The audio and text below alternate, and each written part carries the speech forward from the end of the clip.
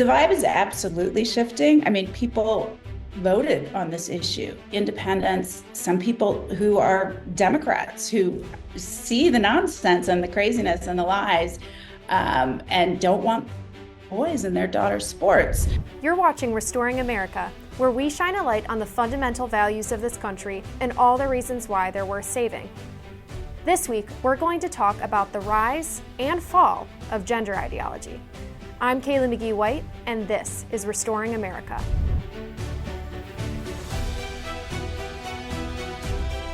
Gender ideology has been front and center in the culture war for the past few years, but it received a massive political boost from the Biden administration, which sought to enshrine within federal regulations the idea that a person's gender can be different than his sex. This included rules such as Title IX, which is meant to protect female access and equal access to restrooms, sports teams, and locker rooms. The Biden administration did this with no care at all for how these radical policies might affect women, whose sports teams, restrooms, and locker rooms were suddenly opened wide to anyone who wanted access to them. But the election of Donald Trump last month should signal the end to gender ideology's political reign. Trump has already vowed to rewrite Title IX to make sure it protects women's spaces. He's also vowed to ban healthcare providers that accept federal funding from performing experimental sex change treatments on minors. Culturally, there is reason to hope the public is finally getting rid of gender ideology as well. My guest today is going to explain why, and also help break down what the incoming Trump administration should do to make sure gender ideology stays in its political grave. But before we get to her, make sure to subscribe,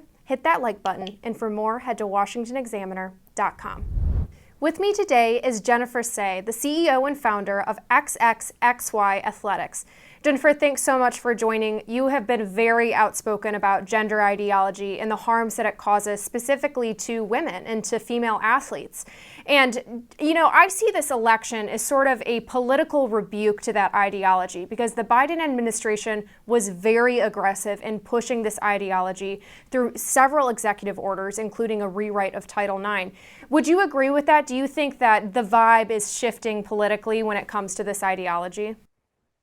The vibe is absolutely shifting. I mean, people voted on this issue. Independents, some people who are Democrats who see the nonsense and the craziness and the lies and don't want boys in their daughters' sports, voted in ways they never thought that they would before. So the vibe has shifted, but I would warn against being too complacent. The left is going to push back. They're going to double down. Just yesterday, Jen Psaki talked on her show about how this is not an issue and essentially commanded her viewers to continue to fight and to push back. But if that were actually an issue at thousands of schools across the country, it would be worthy of a debate. But there are just incredibly few examples of transgender girls playing in youth sports. And when we see those examples, there isn't evidence that these kids are a threat to safety or fairness.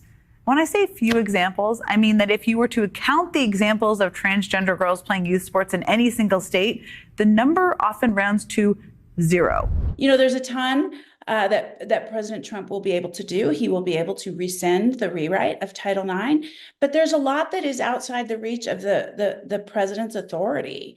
The U.S. Olympic Committee is funded largely by private companies, and they are at their behest. The IOC, the International Olympic Committee, which we saw at this summer's games, are just fine with a male beating a woman up and taking her gold medal in the boxing ring.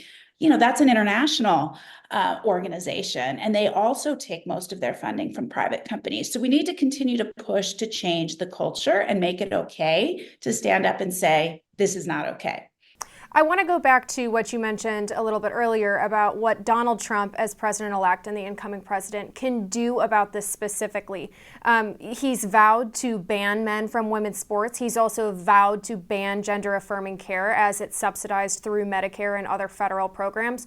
What are some other concrete steps the incoming Trump administration can take within even the first few months of the new administration to protect women and to protect girls and to protect children? Well, I think the most important one is rescinding that rewrite of Title IX that the Biden administration pushed through.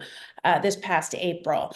And, for those that don't know, this rewrite of Title IX essentially replaced women's and girls' sex-based rights in the education system with gender identity. So that means if a male says that he is a girl or a woman, he can enter women's sports and spaces within the education system. So he can rescind that and essentially codify that sex-based rights are for XX, which seems sort of obvious, like it shouldn't need to be codified.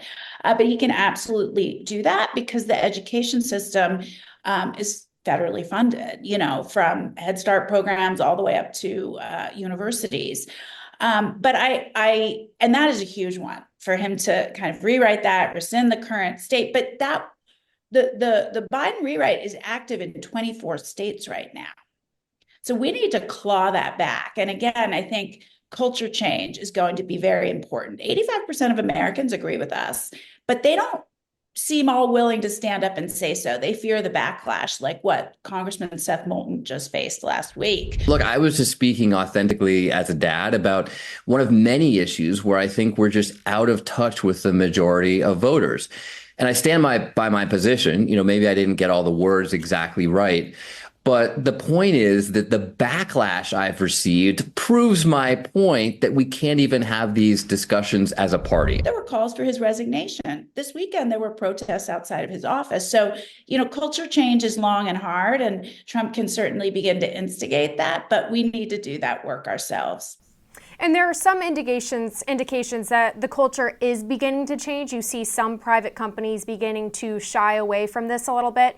You also see some even very public leftists. I think of Alexandria Ocasio-Cortez, who removed the pronouns from her Twitter bio.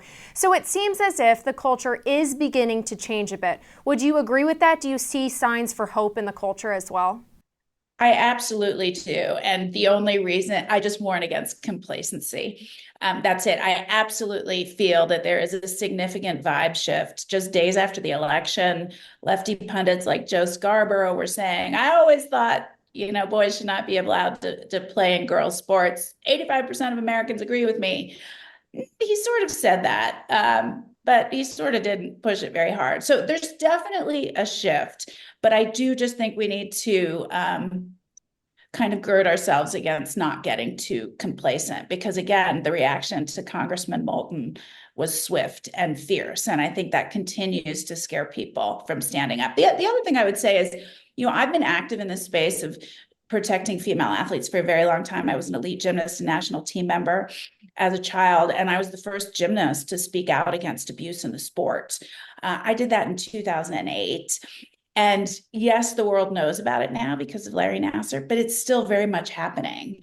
And Safe Sport, which was formed by Congress a few years ago, can't even handle the number of reports from athletes and parents. And so these things take time. Culture change takes time. And I think we all just need to continue to be quite vigilant. Absolutely. Well, thanks so much, Jennifer. We appreciate you joining. For more exclusive interviews, breaking news, and conservative views, be sure to check out WashingtonExaminer.com.